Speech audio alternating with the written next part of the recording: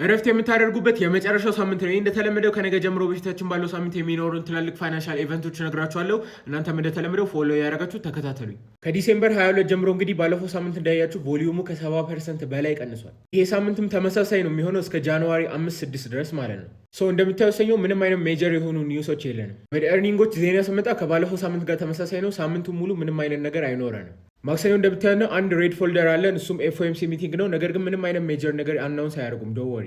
ሮብ እንደምታውቁ ኒው ኢየር ኢቭ ወይም ደግሞ የፈረንጆቹ የአዲስ ዓመት ዋዜማ ነው እና ደግሞ ዊክሊ የሆነው አንኢምፕሎይመንት ክሌም አለ። ነገር ግን ይሄን ያክል ኢምፓክት አይኖረውም። ሐሙስ ዋናው የበዓል ቀን ነው፣ የኒው ኢየር ቀን እና በዚህ ቀን አብዛኞቹ ሜጀር የሆኑ ማርኬቶች ክሎዝድ ሆነው ነው የሚውሉት። በሳምንቱ መጨረሻ አርብ እንግዲህ የሚኖረው ፋይናል ማኑፋክቸሪንግ ፒኤምአይ ነው። እንደምታዩ የሎ ፎልደር ነው። ይሄ ማለት ኦልሞስት ምንም አይነት ኢምፓክት አይኖረውም ማለት ነው።